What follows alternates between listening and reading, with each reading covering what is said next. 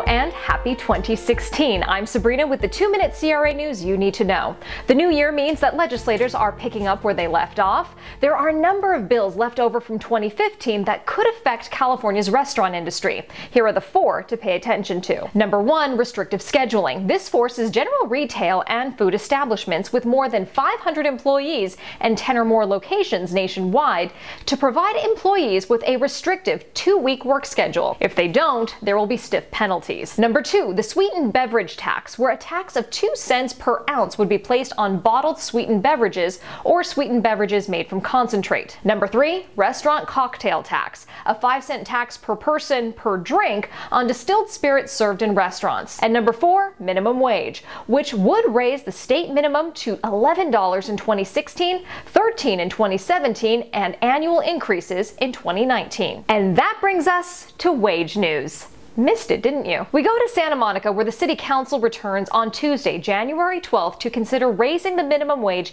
to $15 by 2020. A couple of developments to point out. There's a push to prevent service charges from being regulated, add additional paid sick leave, and exempt unions. Over in Long Beach, the Economic Commission met to discuss what a minimum wage increase would look like. Local businesses, including CRA members, are asking for a pathway to $12.50 an hour over time, along with these other requests. CRA also had legal representation at the meeting to outline the legality of a local total compensation exemption. The commissioners then suggested this timeline, with small businesses getting a 1-year delay. Before we go, let's take a moment to acknowledge some comments Governor Jerry Brown made about the minimum wage last week. Quote, "I think raising the minimum wage can be good, but it has to be done very carefully and has to be done over time. Too many goods too quickly becomes a bad thing. Across the board, there's only so much money." End quote. We'll see what that means as we move closer to November. Our 2 minutes are up.